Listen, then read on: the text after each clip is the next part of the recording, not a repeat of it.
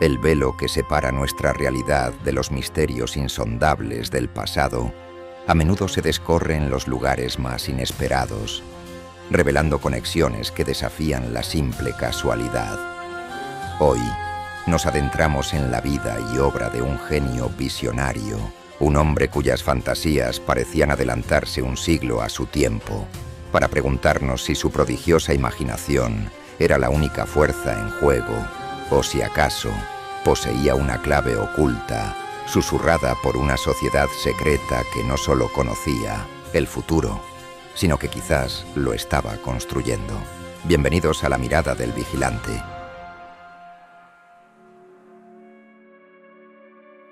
Imagina por un instante un mundo donde los inventos más audaces de la ciencia ficción se materializan décadas, incluso un siglo, después de haber sido descritos con asombrosa precisión en las páginas de una novela. Este es el legado de Julio Verne, cuyas historias han maravillado y desconcertado a generaciones. ¿Cómo pudo este escritor francés, nacido en una época sin submarinos eléctricos, sin videollamadas o sin viajes espaciales tripulados, describir estas realidades con una certeza casi profética? Esta pregunta nos lleva a explorar un sendero menos transitado, uno que se bifurca hacia las sombras de las sociedades secretas y el conocimiento esotérico. Nacido en 1828, un joven Julio Verne llegó a París en 1847 con el propósito de estudiar Derecho, siguiendo los deseos de su familia. Sin embargo, su verdadera pasión latía en el mundo de las letras. Gracias a los contactos de su madre, Sofía, se sumergió en la efervescencia artística y literaria de la capital francesa, codeándose con figuras de la talla de Víctor Hugo, el inmortal autor de Los Miserables. Pero fue Alejandro Dumas, padre, creador de Los Tres Mosqueteros y El Conde de Montecristo, quien no solo lo apadrinó en el mundo literario, sino que, según se sugiere, abrió la puerta a una realidad mucho más enigmática. Dumas, junto al editor Pierre-Jules Hetzel, quien se convertiría en el publicador de los viajes extraordinarios de Verne, lo habría iniciado en los ritos y conocimientos de una de las sociedades secretas más herméticas y, potencialmente, poderosas de la historia, la Sociedad de la Niebla, fundada en el siglo XVI en Lyon por un personaje conocido por el seudónimo de Sebastián Griffe, un nombre que evoca a la mítica criatura mitad león, mitad águila, guardián del conocimiento. Esta sociedad nació como la Sociedad Angélica. Su antigüedad es notable. Data de 2 siglos antes que los célebres Illuminati de Baviera, nacidos en 1776. A lo largo de los siglos, la Sociedad de la Niebla habría estado ligada a diversos movimientos esotéricos y organizaciones influyentes, desde Rennes-le-Château y el Priorato de Sion hasta la Sociedad Thule, mostrando además una conexión intrigante con los jesuitas. Por sus filas habrían pasado mentes brillantes que dejaron una huella indeleble en la cultura y el pensamiento humano. Se menciona a Goethe, Miguel de Cervantes, Leonardo da Vinci y Dante Alighieri. Ya en la época de Verne, figuras como Víctor, Hugo, Alejandro Dumas y George Sand habrían formado parte de ella, e incluso se plantea la teoría de que Edgar Allan Poe, otro autor con destellos de profecía en su obra, podría haber pertenecido a este círculo selecto. El lema de la sociedad angélica resonaba con un eco bíblico extraído de Eclesiastés 24:4, una alabanza a la sabiduría divina. En el cielo tenía mi habitación, mi trono estaba sobre una columna de nubes. Este lenguaje místico sugiere una búsqueda de conocimiento elevado, quizás incluso de naturaleza sobrenatural, y el centro de su veneración y estudio era un misterioso manuscrito de la Edad Media, el Hipnerotomachia Polífili, o El sueño de Polífilo. Este extraño libro del siglo XV era un enigma en sí mismo, escrito en una mezcla fascinante de idiomas: latín, italiano, lombardo, griego, árabe, hebreo. e incluso incorporaba jeroglíficos que, aunque tomados de otro manuscrito antiguo, el Lisum Hieroglífica de Orápolo, eran interpretaciones simbólicas más que escritura real. El contenido del sueño de Polífilo narra un extraño y complejo viaje onírico. El protagonista, Polífilo, se sumerge en sueños que contienen sueños aún más profundos, como capas de conciencia, guiado por ninfas en su búsqueda de su amada Polia. Esta estructura y tema guardan una notable similitud con la Divina Comedia de Dante Alighieri, otra figura presuntamente vinculada a la Sociedad de la Niebla. La obra de Dante también describe un viaje iniciático a través del infierno, el purgatorio y el paraíso, niveles que podrían equipararse a las diferentes profundidades del sueño de Polífilo, todo en búsqueda de su amor idealizado, Beatriz. La conexión con Dante es aún más profunda. Se dice que perteneció a varias sociedades secretas, incluyendo una rama de los templarios, los Rosacruces y los Fideli d'Amore, una sociedad florentina seguidora del dios griego, Eros, los fieles del amor.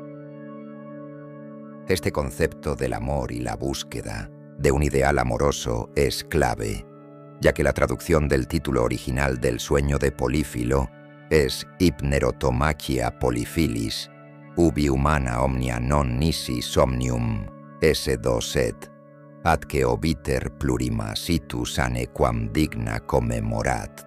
Una parte fundamental del título es Himno Erotomachia Polyphilis, himno de himnos, Eros el dios del amor, Machia lucha combate, y Polyphilis que se traduce como amigo de muchas cosas o muy amado.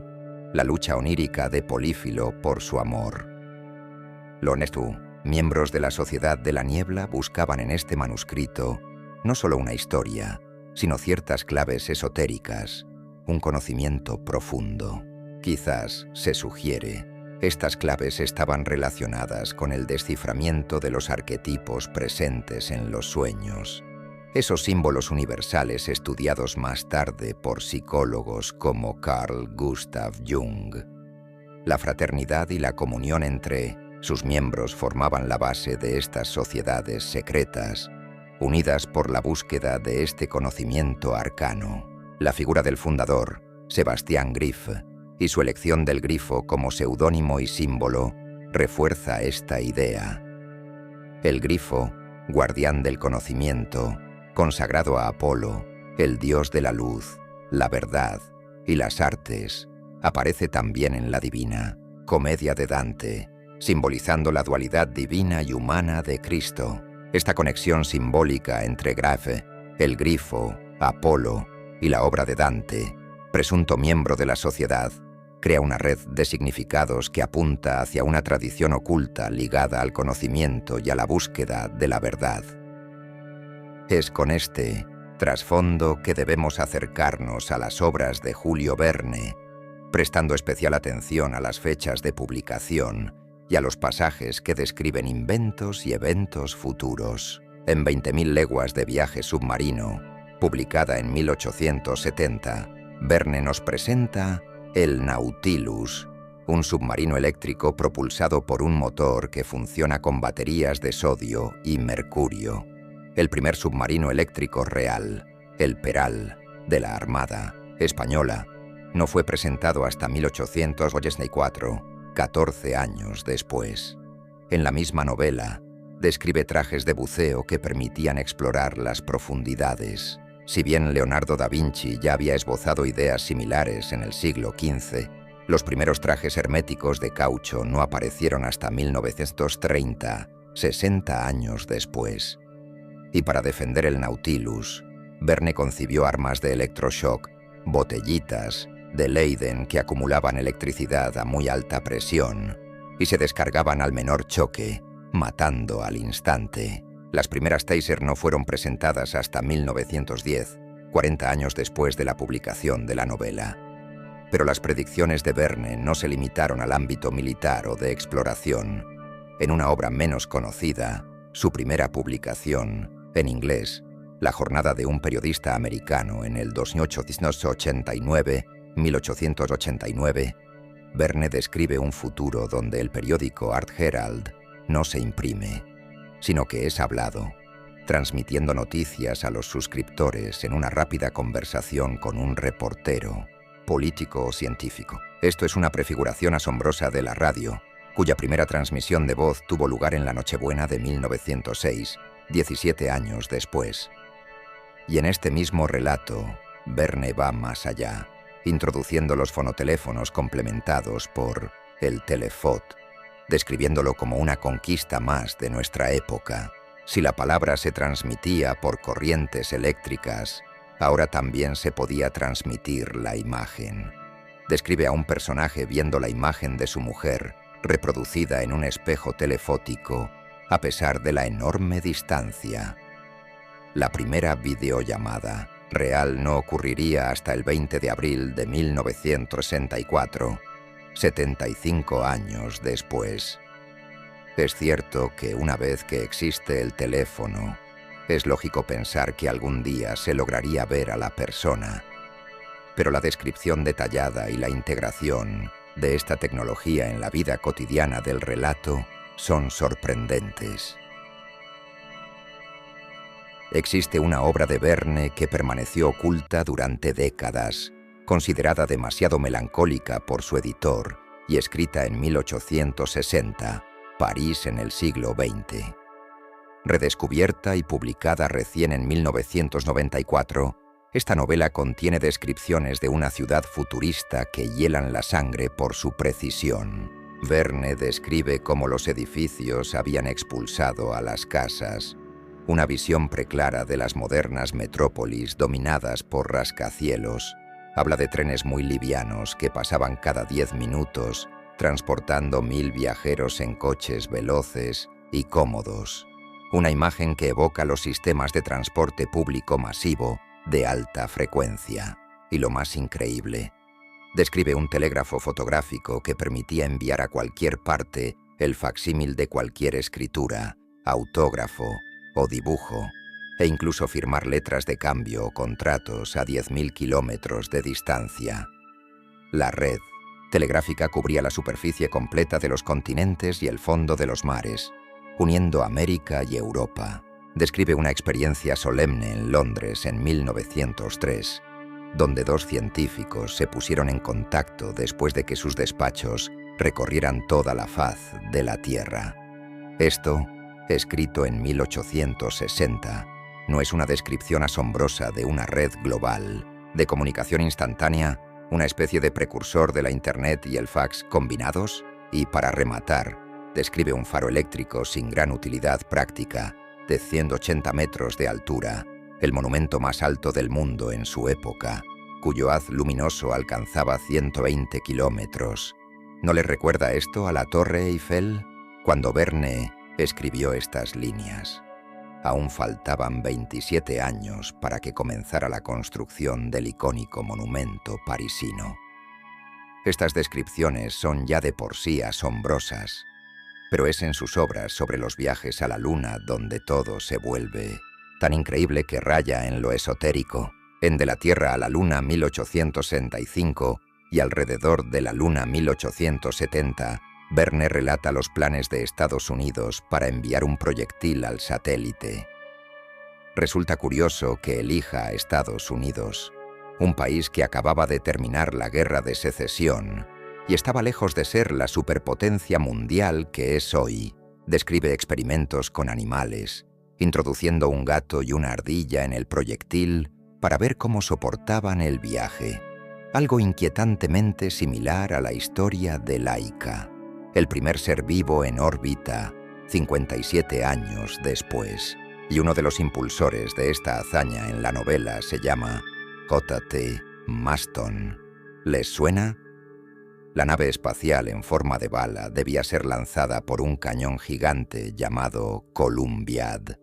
Ahora piensen en el Apolo 11, la primera misión tripulada en alcanzar la Luna en 1909, 104 años después. Llevaba 2 módulos, el Eagle, encargado de alunizar, y el Columbia, que controlaba la misión en órbita lunar. La coincidencia en el nombre. ¿Es meramente casual? Pero las similitudes no terminan ahí. Verne describe que la misión estaba compuesta por 3 hombres: el capitán Nicholl, Michael Ardan y J.T. Maston. La tripulación del Apolo 11 también estaba formada por 3 astronautas: Neil Armstrong, Buzz Aldrin y Michael Collins. La similitud entre Michael Ardan y el apellido Collins, o entre Nicholl y Collins, si lo leemos al revés, es, cuanto menos, extraña. Además, Verne ubica el cañón Columbia en Tampa Town, Florida. Florida es el estado donde se encuentra Cabo Cañaveral, el punto de lanzamiento real de las misiones Apolo. Y aunque Tampa Town está en la costa oeste y Cabo Cañaveral en la este, ambos se encuentran en un paralelo muy similar. ¿Otra casualidad? Verne incluso se atreve a describir el 1900 resultado de la misión.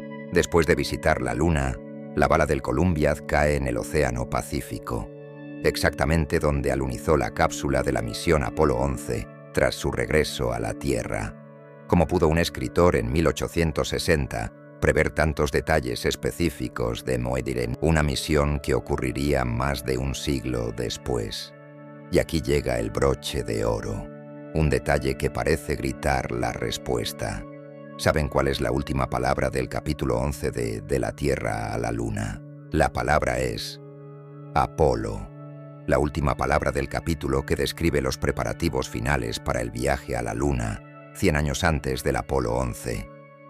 Recordamos la conexión previa. El grifo, símbolo de Sebastián Grif, fundador de la Sociedad de la Niebla, estaba consagrado al dios Apolo. ¿Es esta una cadena de coincidencias improbables o una firma oculta, una marca dejada por aquellos que conocían y quizás dirigían el camino hacia el futuro? La conexión con la Sociedad de la Niebla se extiende aún más. Consideremos al protagonista de La Vuelta al Mundo en 80 días, Phileas Fogg. Su nombre, Fogg, en inglés significa niebla. Podríamos traducir Phileas Fogg que como hijo de la niebla. Phileas Fogg pertenece a un curioso club, el Reform Club, cuyas iniciales, RC, podrían sugerir una conexión con los Rosacruces, otra orden esotérica vinculada a la Sociedad de la Niebla. Y la trama central de la novela sigue a Fogg en un viaje épico donde, al final, encuentra el amor. Este motivo, el viaje en busca de un ideal amoroso, resuena profundamente con la trama del sueño de Polífilo y la búsqueda de Beatriz por parte de Dante. ¿Acaso Verne era efectivamente un hijo de la niebla? ¿Un iniciado que plasmaba el conocimiento de su sociedad en forma de aventuras? Y entonces, en medio de esta red de coincidencias y simbolismos, ocurre un episodio oscuro que podría ser la confirmación de la peligrosidad de este conocimiento. Una tarde de 1886, cuando Verne salía de una biblioteca, fue emboscado por su sobrino Gastón. Sin motivo aparente, Gastón le disparó 2 tiros con un revólver. El primero falló, pero el segundo impactó en su pie, dejándole una cojera de por vida.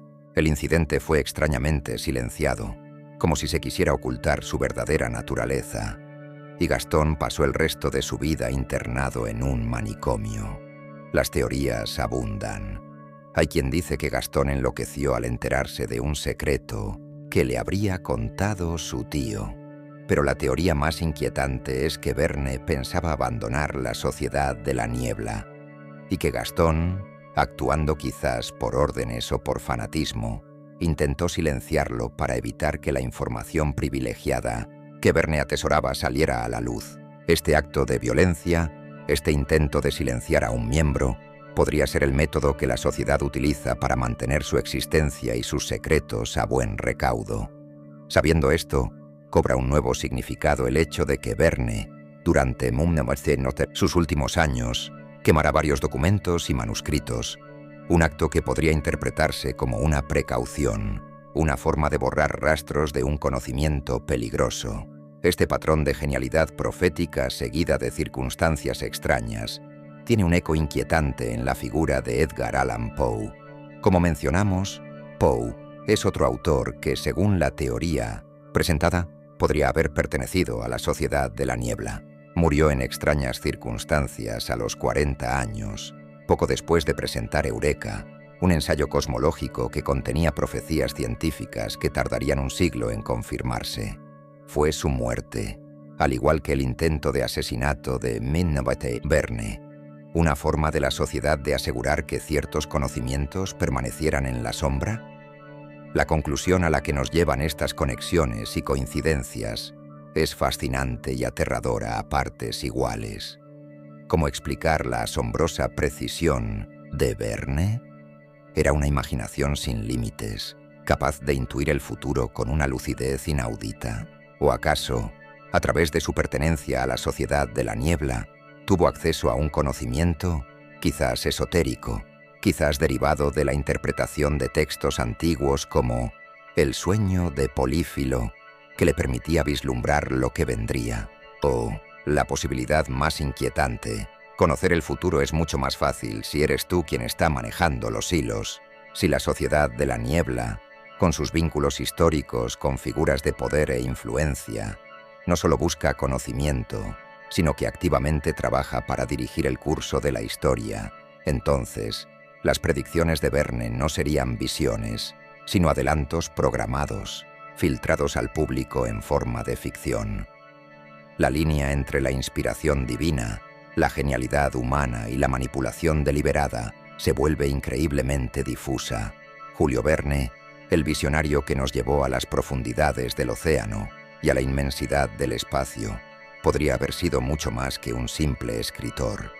Pudo haber sido un iniciado, un depositario de secretos ancestrales, o incluso un peón en un juego mucho más grande, cuyas reglas se dictan en la niebla de 1900, una sociedad secreta. La verdad completa quizás nunca la conozcamos, pero las huellas que Verne dejó en sus viajes extraordinarios nos invitan a mirar más allá de la superficie de la realidad, a cuestionar lo que creemos saber y a contemplar la posibilidad de que el futuro, tal como lo conocemos, haya sido, en parte, escrito mucho antes de que llegara.